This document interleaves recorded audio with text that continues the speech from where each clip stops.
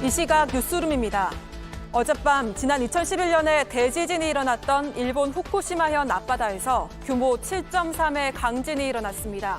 최소 100명이 다쳤고 대규모 정전을 비롯한 피해 사례가 이어지고 있습니다. 강현석 기자가 보도합니다. 호텔 방안이 거세게 흔들립니다. 놀란 투숙객이 황급히 창밖을 내다봅니다. 날이 밝자 곳곳에서 피해가 확인됩니다. 교량 일부가 파손되는가 하면 건물에서 떨어진 낙하물도 눈에 띕니다.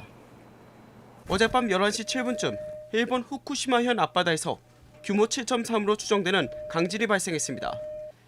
일본 NHK 방송에 따르면 최소 100명 이상이 다쳤습니다.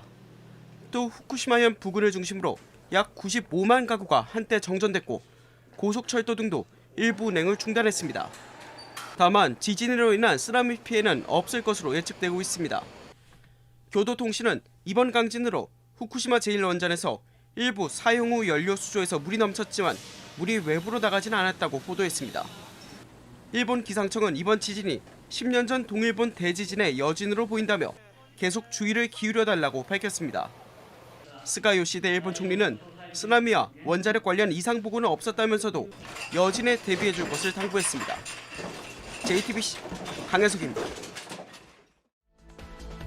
오늘 0시 기준 코로나19 신규 확진자는 326명으로 집계됐습니다.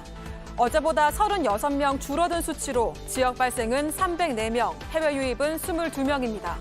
서울 순천향대학교 병원에서 환자와 종사자 등 49명이 추가로 확진되는 등 전국 곳곳에서 집단 감염이 일어나고 있습니다. 방역당국은 내일부터 사회적 거리 두기 단계를 수도권은 2단계, 비수도권은 1.5단계로 적용하고 식당과 카페 영업시간도 밤 10시로 1시간 늦추기로 했습니다. 도널드 트럼프 전 대통령에 대한 탄핵안이 부결됐습니다. 미국 상원은 현지 시간 13일 트럼프 전 대통령의 내란 선동 혐의에 대해 표결했습니다. 유죄 선고를 위해서는 상원 100명 중에 3분의 2가 넘는 67명의 찬성이 필요했습니다. 하지만 유죄 57표, 무죄는 43표가 나오면서 트럼프는 무죄를 선고받았습니다. 트럼프는 탄핵안이 부결되자 이번 탄핵 심판이 미국 역사상 최대의 마녀 사냥이라고 주장했습니다.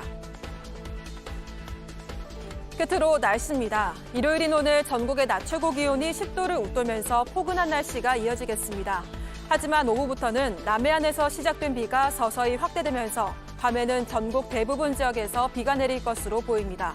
미세먼지 농도는 경기 남부는 매우 나쁨, 그 밖의 지역에서는 나쁨에서 보통 수준을 보이겠습니다. 지금까지 이 시각 뉴스룸이었습니다.